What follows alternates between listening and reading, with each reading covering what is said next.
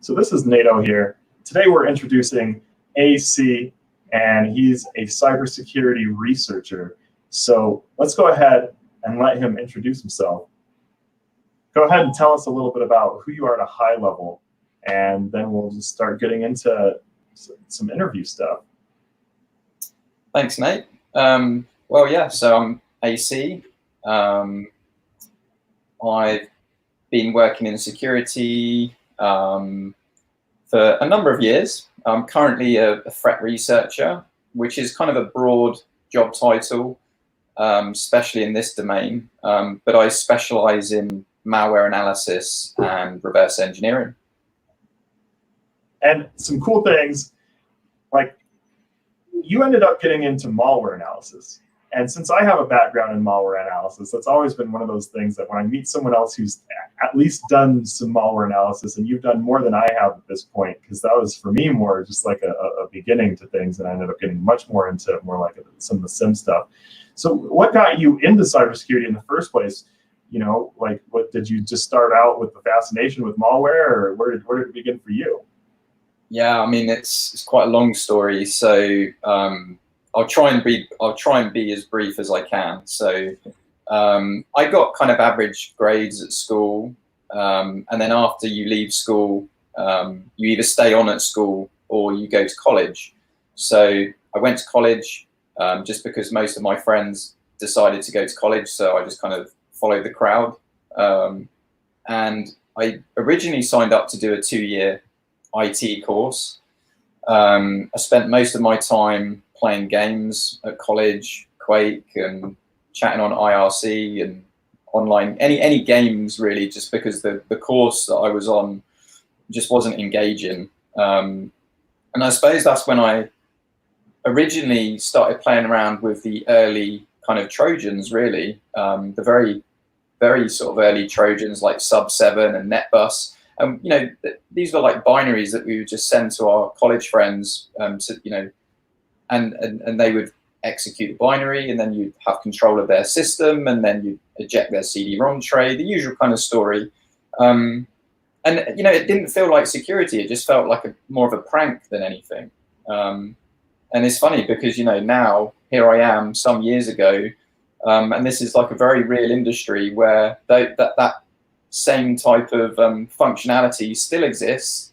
Obviously has much more sophistication, but fundamentally, you know, this is what I'm now doing. I'm looking at remote access Trojans, I'm looking at ransomware, I'm looking at, you know, backdoors and all sorts. So, and it is fascinating how, like, the deeper you get into this stuff, you do kind of find that, I mean, on the surface, like, while things do get more sophisticated and get more advanced, the fundamentals tend to remain the same. You know, at the end of the day, we're still dealing with like our standard logical core processing protocols. We still have systems that run registered processing and things like that. And so then when we really get into it, things just, it's kind of the same when we get all the way down to the lowest level of things. And so, like, that brings us to, because at the end of the day, some of it's a lot of work. So what would you say are some of the bits that get a little more challenging for you, because it's kind of a bear to get into? So what are some of those bits that you do consider to be a little more challenging about this kind of work? Yeah, I mean, the work is very challenging for multiple reasons. So, you know, everything is critical, everything is very time sensitive. But one of the biggest challenges that I find is that there really isn't much in terms of material to figure stuff out. You know, a lot of it is practical analysis, you know, hands-on, and just, you know, sheer number of man hours that you spend on a problem just through breaking things, trial and error. You know, some fields in security, I'll take, for example, pen testing. You know, pen testing is becoming very, very well documented. There's some really good blogs and websites and YouTube channels that really do go into a lot of detail. You know, and some of that I think probably came about just through the OSCP certification, because, you know, the way that certification is designed to, you know, make you try harder And so, it's almost a rite of passage that if you pass that exam, you write a blog post in terms of a review of your learning experience. The So trouble, true. but the trouble with malware and reverse engineering is, firstly, there's very few training courses on the topic. So, yes, SANS do reverse engineering malware certification. But outside of that, there's very specialist courses that only really come out, a few times a year, usually spread all over the world in different continents. So even getting training can be challenging through your company because, they don't always want to pay the extra airfare and the extra cost. So it is very challenging. And then, if you're working on a complex issue, it's down to you and your intuition and your passion, because if you don't have the passion, then you're not going to get any enjoyment. And while reverse engineering and malware can be at times very frustrating, you do eventually reach that euphoric state when you've figured something out. I've spent weeks on one small piece of a problem, but that feel-good feeling once you manage to get to the next part is very fulfilling.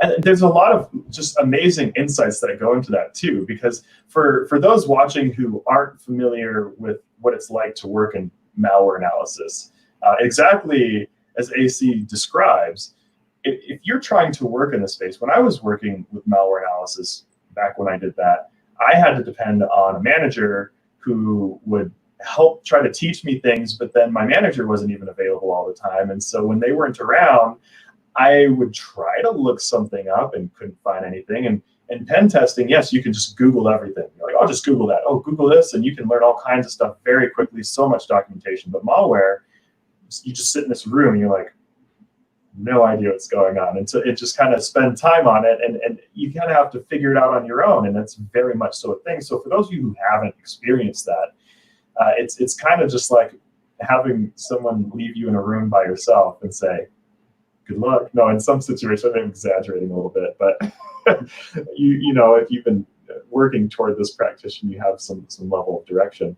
So, in terms of all of this work, since it does have some things that obviously keep you into it, what are the things that are the most interesting? Like, what keeps you doing this type of work? You're just like, why haven't you abandoned this to go find something easier for that matter? Yeah, I mean, I guess, many people, particularly in the, technical roles in this industry, the one thing that we all have in common is that, we share that passion of that kind of search for knowledge, that kind of ongoing, never-ending search for needing to know more, needing to know how stuff works, needing to know how to figure stuff out. I've been up late till stupid o'clock, in the the early hours of the morning, trying to resolve some trivial thing that really isn't that urgent. It's not that important, and sometimes it's not even relevant to work. This could just be something on my home network or just some problem that I need to figure out, and it could very easily wait until the next day. But I think a lot of us have that mindset where we just need to know. We have that curiosity, and that's what kind of, for me, that's what I find interesting about the work that I do now, because we all know the headlines, right? And I can categorically tell you, being on the front line, ransomware, banking Trojans, they're coming out thick and fast. And while that does leave you with a certain amount of responsibility and pressure to, spread that information, share that knowledge, whether it's for your customers or the wider community. But at the same time, it's extremely interesting just to see how quickly the bad actors are evolving, how they're always continuously improving their tactics and techniques.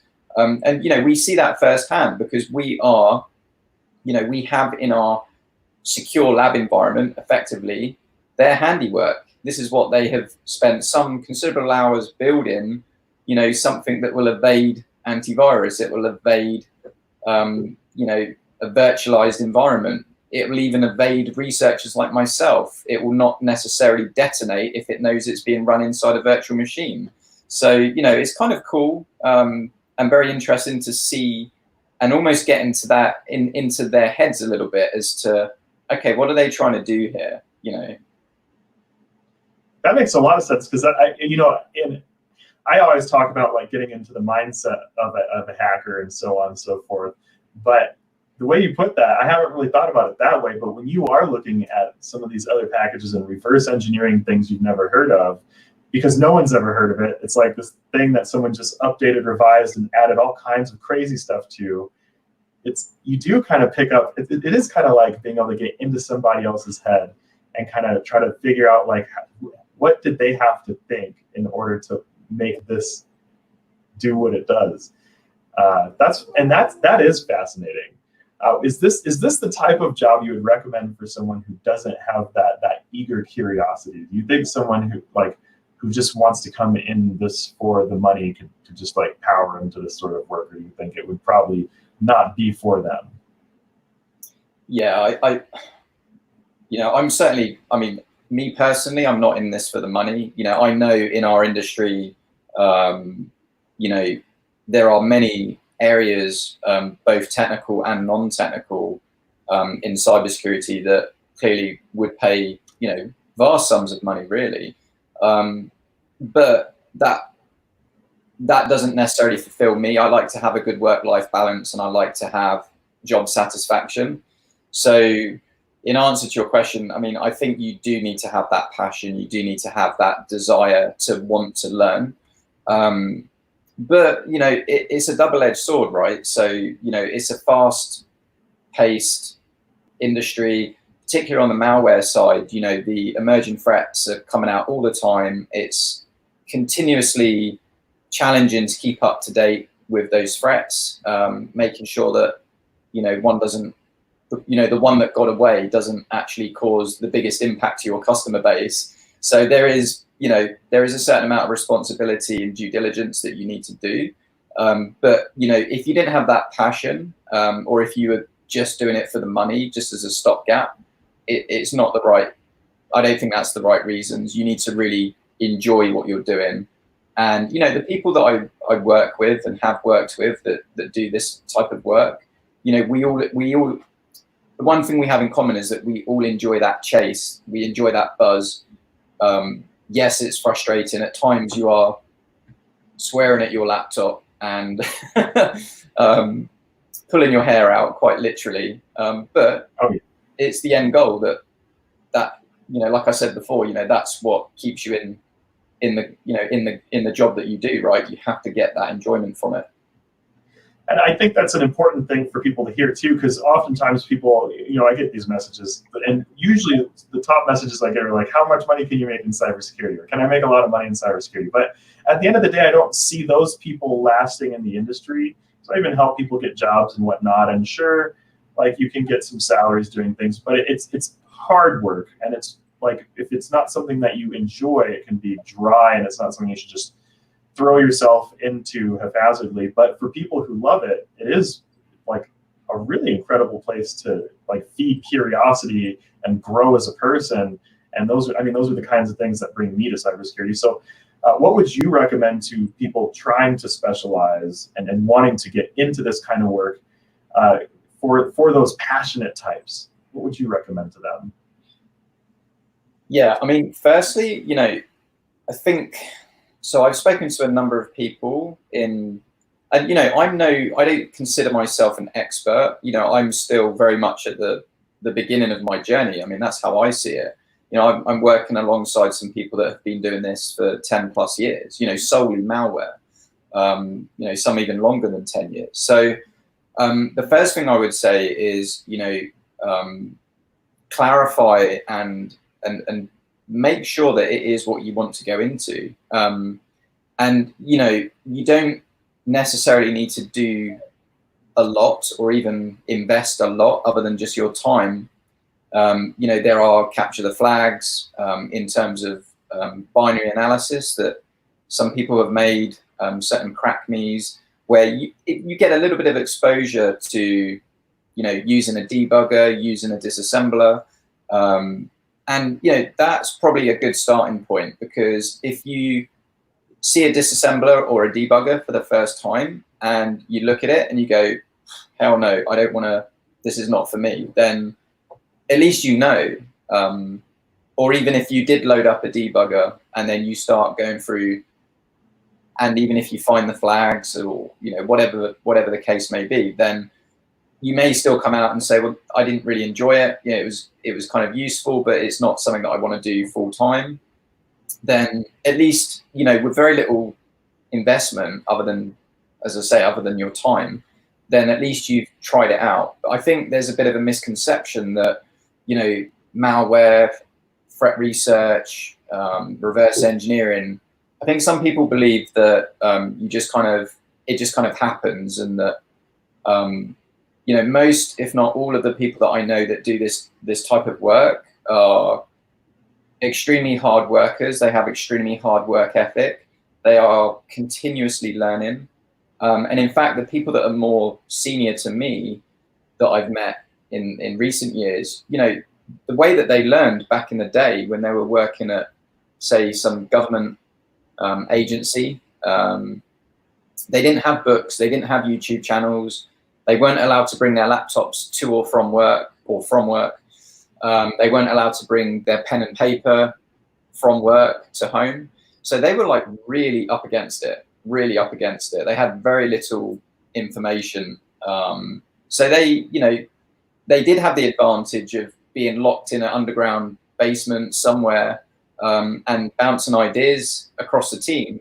But that was at one point the way of working. Nowadays there's not many, but there are some books, there are some YouTube channels, and there are blog posts and write-ups and that sort of thing.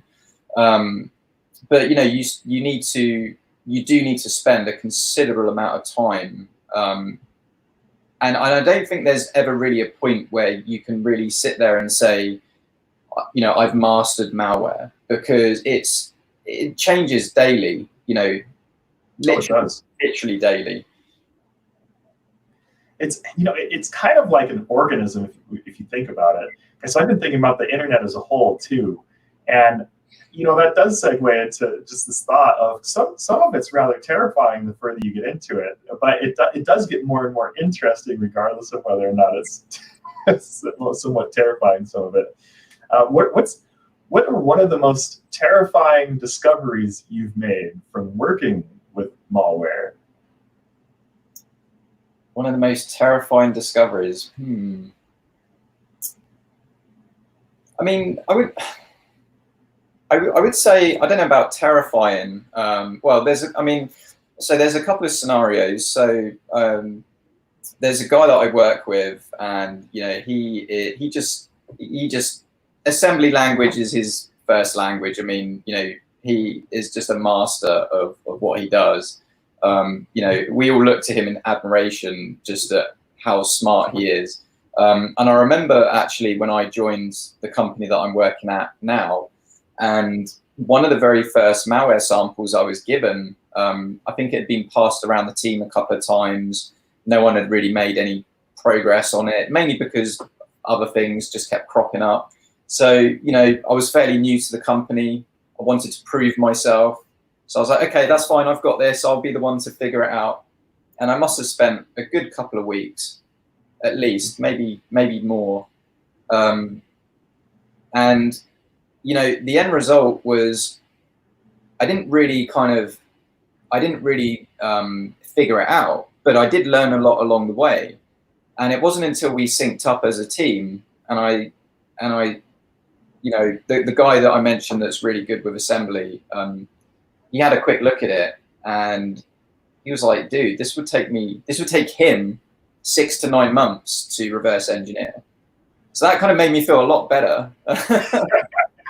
But this sample had been like effectively triple packed. So you have a packer, and it didn't have one packer. It had, layers of obfuscation and packers used that was extremely customized and complex. So that kind of was interesting, but also I wouldn't say terrifying, but just it kind of was a wake up call as to, I need to be very selective about how much time I spend. And that's a skill that you actually teach yourself is, at the beginning, you really want to kind of go to town with every single sample, every single malware sample. And the reality is that you just can't devote, 10, 20, 100 hours on every single sample just to be able to figure it all out. Sometimes you only need the high level information. Sometimes you just need to make decisions about, okay, does this malware family look like it's going to be a problem? Is this just a run of the mill malware? Is this something that could do more damage? So there's like a lot of those kind of skills that you have to kind of teach yourself along the way outside of the technical aspects. And time is an important thing to think about in tech in general too, because even if someone's working on a ticketing system and they're trying to take a bunch of incidents, you put too much time into even just a single incident, then you run out of time in other things. So that I could see that I could see that existing in a lot of spaces too. I think that's a really interesting point there. And some other very interesting things that you pointed out, even going back to what you were saying earlier, is if anyone ever gets an opportunity to work in a research team, you get to work with some amazing people. Even if you ever get a chance to just go spend a day with a research team, if it's one that you're allowed to go spend a day with, you will meet some incredible people. You'll learn some amazing things, and it's one of the most fun things. And even to this day, if I get like a project with the research team, I'm like, oh, this is going to be a good one. But it's very different from, if you're working in compliance gets very businessy, and it's very, people are like, okay, things have to be like this, and people tend to be a little more like linear thinkers, which it's not that malware is a better or worse industry than compliance. It's just the personality types between like research and like something like compliance, which is mandated and pre-structured and following pre-structured guidelines. The mindset is so different. And in a lot of ways, I feel like people should just try things and figure out if they like it. Because what you were saying earlier too goes back to, if you try working in malware, you can figure out whether or not you think you want to spend more time in it. Or maybe you take that skill and go into compliance instead, and maybe you like having more linear guidance with things, but you kind of do have to just try things. I totally agree with that. So if you were to give yourself some advice from when you were like 10, what would that advice be? If you'd be like, hey, 10-year-old AC, I need to know, tell me what's up. Yeah, I mean, one of the big things that for me was that has only really kind of come to the surface, I guess, in recent years was really just trying to understand how to learn, which sounds really simple, but I certainly overlooked it for many years. And I don't have a kind of a weird memory. So my wife would say it's a very select memory, but but yeah, in some ways I've got an amazing memory, but in other ways I don't. And so the problem with any kind of technical area, not necessarily malware analysis, but the deeper you go, obviously the more you need to remember, the more you need to know. But part of that is really kind of understanding how to go about learning, and it's not a one size fits all. So I would, not that I have any regrets, but I would, knowing what I know now, I probably would have invested some time early on to try and understand, what approach works for me, what are the different approaches, and that probably would have helped me earlier on. I mean, I'll give you an example. So, I never used to write notes in a notebook. For years and years, most of my ideas, most of my notes, study notes, whatever, it's always been in digital format. But apparently, if you write down your notes on paper with a pen, old school style, apparently that helps with the whole memory process of converting it from short-term to long-term memory. And although I still don't write as much as I should, I do have a notebook next to me. And actually, certainly in the last sort of year or so, some of my greatest ideas have just come from when I've not necessarily even been working or like during work hours, but I had a week off last week, and at one point I was just sat with my notebook just because I had time to kill. I'm locked down, can't go out, and I just started writing notes, and then suddenly I've got some blueprints to some idea of a side project, and without a pen and paper, it probably would have been a thought that had entered into my head, stuck around for maybe a couple of days, and eventually, just with all the new information coming in, it would have just disappeared. So me personally, I really benefit from taking notes in written form, not for everything, but certainly for brainstorming ideas. Writing is very powerful. I think that's awesome, actually, because I'm an advocate for carrying a notebook around. And I even have like this checklist that I give people. It's like an interview preparation checklist, and it's actually free on my website if someone might took this like 7-day course on there. But this checklist, one of the things that I put in there for a reason is bring a notebook and a pen to any interview you go to, like an in-person interview, always, for just this landslide of reasons, which I didn't even know that there's some added benefits to writing in a notepad. But what I do know also is if you go into an interview and your hands are all fidgety and you're not sure what to do with your hands, you can just bring a notepad and a pen, and then it automatically prevents you from doing certain things with your hands that distracts people in interviews. And it'll also make you look better in general, because you don't want to have your hands under a table in an interview, and you don't want to be clasping your hands in weird ways. So notepads are one of the most amazing things ever. And I even have a red notepad that I keep because red's my favorite color. So good. Oh yeah, you got like the string. It's so good. It's so beneficial. I mean, and it's funny because my wife will say, can you run to the shops, to the food store? Can you grab these items? And it's funny because that's how it started. So I've always written lists of things, food items or whatever we need from the shops. And then just through learning how to learn and just kind of researching a little bit about why does my brain remember certain things longer term, but not so great shorter term. And then it just kind of, just through research, it kind of led me to taking written notes, and it's been hugely beneficial. Seriously, for anyone that's watching, definitely invest in a cheap pen and paper notebook, and just one night or one day when you've got a bit of free time, just do some freestyle thinking about. It could be about work, it could be about something in your personal life, it could be about something that you're trying to learn. It could be anything. And we spend so much time procrastinating that it's actually a really good way of kind of decompressing your memory a little bit, and actually just, rather than dwelling on what needs to be done, once you've laid it out on paper and you've actually spent that time, you've committed it to your memory just by writing it out, and then suddenly some of that stress goes away, and then you're a lot clearer on what you need to do, whether it's learning some advanced topic to do with malware, or whether it's how to some personal thing that you're working on. Maybe it's like some music production project or something around the house or whatever. You'd be surprised. It's so true, because I've never thought about it before, but even when I'm writing in my notebook, I'll get carried away with some idea or thought, and then you end up drawing something, and then that drawing turns into something that you want to make, and then you're like, oh, maybe I should make this thing, and then you're making who knows what.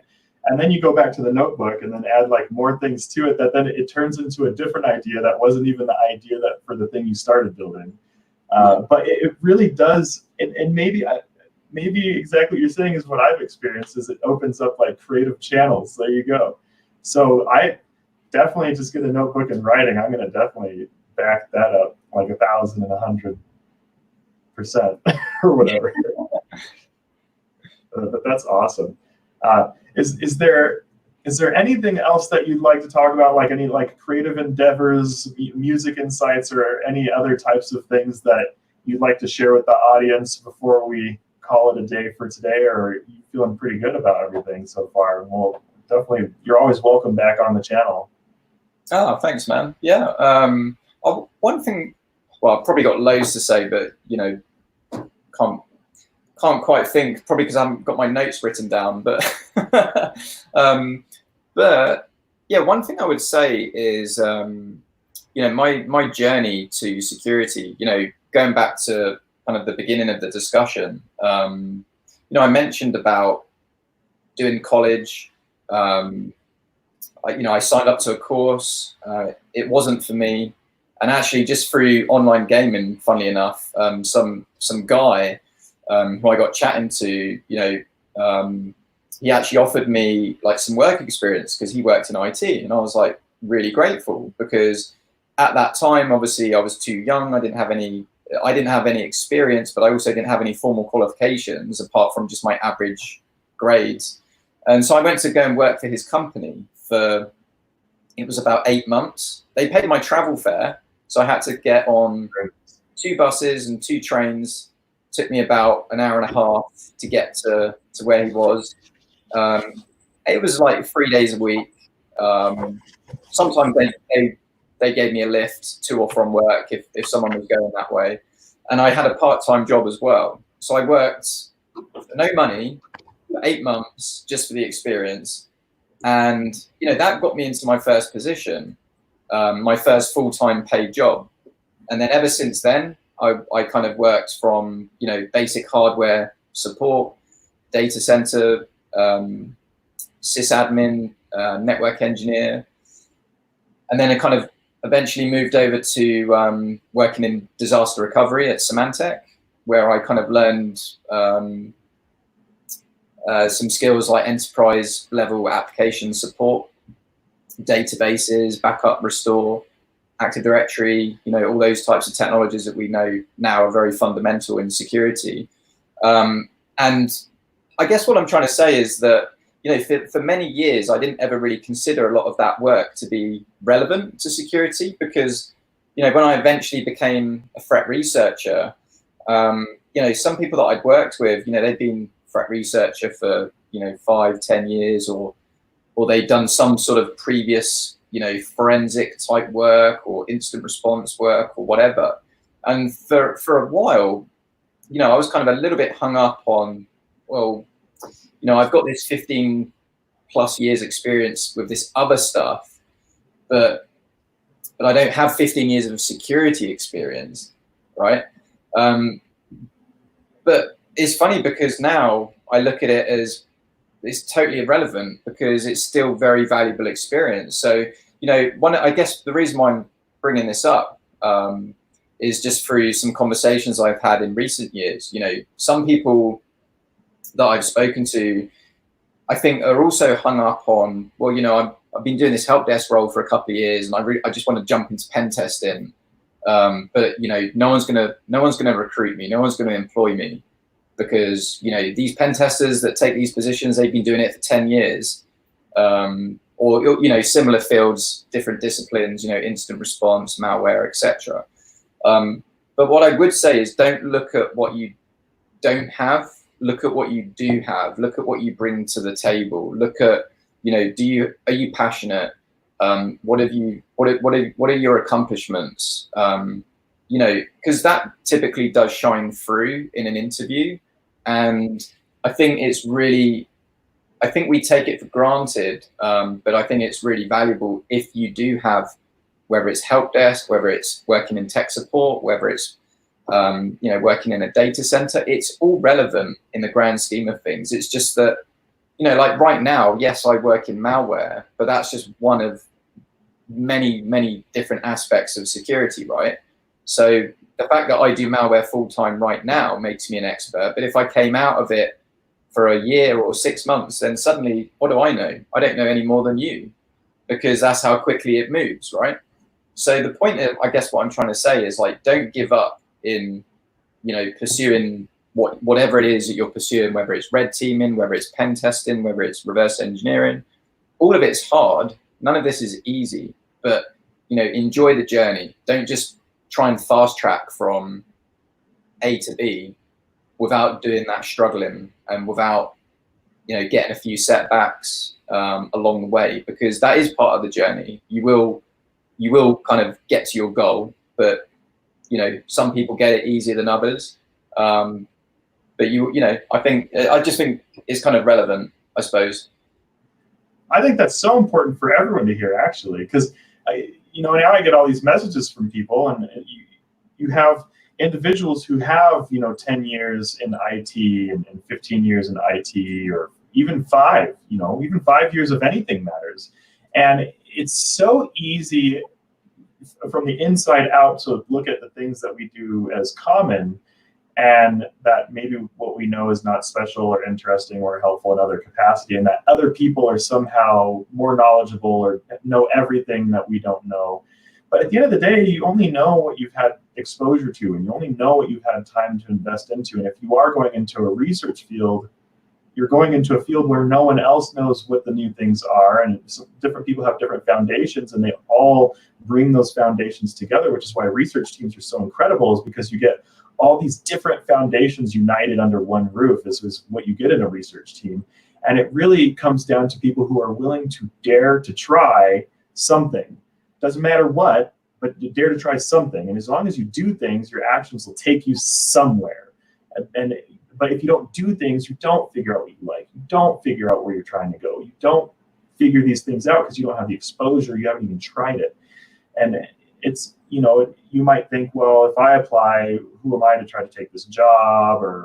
And trying to get employers to give you that first chance at certain cyber jobs, yes, that's a bear and a half. But once you get a chance, if you're willing to even try to take that plunge, then there's the other point you made there. It's another point I've been making to people lately too, is it's a journey, and think of it as a journey. Don't think of it as I need to go be an expert surgeon in a year. So you can't become an expert surgeon in a year. That's not possible. It's not possible. And it's no different from working with cybersecurity. If you want to get to be rolling with the best of the best of the best of the best in anything, no one's going to compete with someone. Like, let's say you have 2 years of experience doing anything in cyber. Well, there's another person who has been doing that one thing for 15 years. It's a journey, and it's a marathon. It's not a race, and you really should try to enjoy the journey along the way, because if you stop and smell the roses, there's a lot to enjoy along the way. And you learn all these little tiny incredible things. You meet all these wonderful people, and I see some people get too stressed out about whether or not they're going to have a perfect project submitted, or maybe they shouldn't even bother trying to apply to certain jobs, or maybe they're not capable of things. And so I think that's so important for people to hear. So thanks for sharing that. I think, patience is key, right? I mean, having patience and just pacing yourself, because, regardless of your age, the industry is very fast moving, no matter what capacity, whether you're technical, whether you're non-technical. There's a global shortage. Work is not going to dry up anytime soon, at least not until AI and machine learning take over the world, but that could be some years away, I hope. But patience is key. And I've had many discussions about people that are frustrated in their positions. They want it all now, but it's like, well, hang on, you're only like in your early 20s, like you've got the rest of your life before you retire. You're in this industry for a long time. Pace yourself. Like, find a role that gives you a good work-life balance. Find a role that gives you, some investment in your training. Find a role where you're not number one in the team. You're in terms of skill. Like, maybe if you're number one in the team, maybe you're in the wrong team, or maybe you're in the wrong company. Sometimes you need to be outside of your comfort zone to then kind of start again, and then learn from people that know more than you about different things. But yeah, patience is so key. And I think, like, I guess I'm saying this because, just through discussions, some people are incredibly impatient, and they want to be like some, some expert level 0-day pen tester, reverse engineer guru within a couple of years. And the reality is, yeah, you can get there, but it will take more than a couple of years, right? I mean, at least. Yeah, it really does, and it's okay. And I think it's easy to get down on things. I think it's easy to compare ourselves to other people when really we should be comparing ourselves to who we were yesterday. Because if you learn something new today, you didn't know it yesterday. You just accomplished something huge, realistically. And it's easy for people to be like, oh, well, other people know all these other things. And of course, everyone who's not you knows a lot of things that you don't know. They lived a completely different life. And so whoever lived a completely different life, like their life has led them down paths that send them in places that you've never been. Maybe they're from a different culture. Maybe they're from a different type of home, different type of household. Maybe they grew up where it was sunny all the time around the equator. Maybe it was always snowy and cold. People's experiences are so different that if someone knows a lot about something, that means that whatever you know, they probably know nothing about a lot of things you know. And that's why we have teams, and that's why businesses are generally not run by one person, is because as one person, we have one set of experiences. But as a number of people, we have a set of all kinds of experiences where we can unite, and that's the whole point. The point is to unite, and that's what we need more of in the cybersecurity industry, in any industry, really. It's not even just about cybersecurity, but that's how it works. And when we apply to jobs, we're not applying to show off that we're better than everyone. We're applying to jobs to be a collaborator in a bigger thing, in something that's bigger than us and bigger than the person sitting next to us. And that's what it's really about. And it's so easy to get pigeonholed and make it about you and your accomplishments only. And while it's important for us to take care of ourselves and our needs, do you need to rush into a senior role within a year's worth of experience of working in cybersecurity? And maybe that's not what's best for anyone. Maybe it is. I don't know what's best for anyone other than you probably know what's better for you better than I would know what's better for you. But it's still, we shouldn't get so down on ourselves, and you see it so often. So I think that's really important information that you just shared with everyone. Thank you. Yeah. So I guess at that point, is there any other last things that sound good? Right now, I think we've covered quite a bit of really good things. I thank you so much for coming on the channel once again. Oh yeah, no, it's been a pleasure. Thanks for having me. I mean, I'm sure we can talk for hours on end. So maybe save it for another day. Totally. So what we'll do is, we'll just have to have another time on here at some point. But it's so good to bring you on the channel and catch up. So everyone, enjoy your days, and thanks for watching. This is AC, and you can catch him on Twitter. You hunt him down, and I'll catch everyone later. I'm on it. Okay.